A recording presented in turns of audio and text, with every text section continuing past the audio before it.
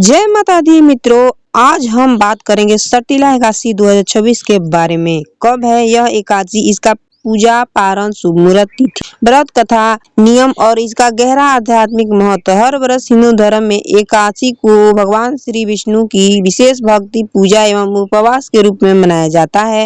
लेकिन हर एकादशी की अपनी अलग महानता होती है और सटीला एकादशी का महत्व और भी बढ़ जाता है जब वह मकर संक्रांति जैसे पावन पर्व के साथ आती है। तो चलिए विस्तार से जानते हैं इस पवित्र तिथि के बारे में। सटीला एकादशी 2026 इस वर्ष 14 जनवरी बुधवार को व्रत तिथि के रूप में मनाई जाएगी। इसका कारण यह है कि एकादशी तिथि कृष्ण पक्ष में 13 जनवरी दोपहर 3:17 से आरंभ होकर 14 जनवरी शाम 5:52 तक रहेगी। इसीलिए यह एकादशी 14 जनवरी को मुख्य दिन मनाई जाएगी। इस दिन का व्रत मकर संक्रांति के साथ भी जुड़ा रहेगा, जिससे यह दिन और भी विशेष दुर्लभ बन रहा है। दान और दया, तिल, गुड़ तथा अन्य सामग्री दान में देना अत्यंत शुभ माना जाता है। व्रत का नियम, अनाज और चावल का सेवन वर्जित होता है।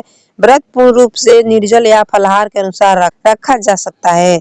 सटीला एकादशी का महत्व और कथा। यहाँ सट का अर्थ है 6 और तिल का अर्थ है तिल या तिलहन। इस एकादशी पर तिल के 6 अलग अलग प्रयोग किए जाते हैं, जैसे कि तिल से स्नान, तिल का लेप, तिल के भोजन, तिल का दान, तिल का यज्ञ और तिल के तर्पण किया जाता है। सटीला एकादशी व्रत कथा। एक बार भगवान विष्णु ने भक्ति और दान के महत्व को समझाते हुए बताया कि केवल व्रत मात्र से मुक्ति नहीं मिलती, सच्ची भक्ति, दान, पुण्य और दयालुता से ही मनुष्य के जीवन के कष्ट दूर हो जाते हैं।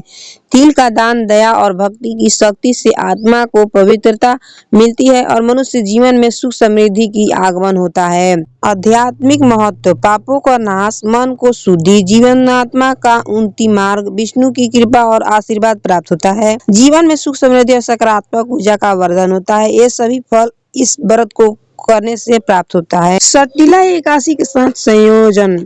इस व्रत सटीला एकादशी का दिन मकर संक्रांति से भी जुड़ा हुआ है, इसलिए यह दिन दोहरे पुण्य का प्रतीक बन जा रहा है। यहाँ तिल और गुड़ से संबंधित दान, पुण्य, देव, सूर्य देव की भक्ति और विष्णु पूजन का फल अधिक मिलता है।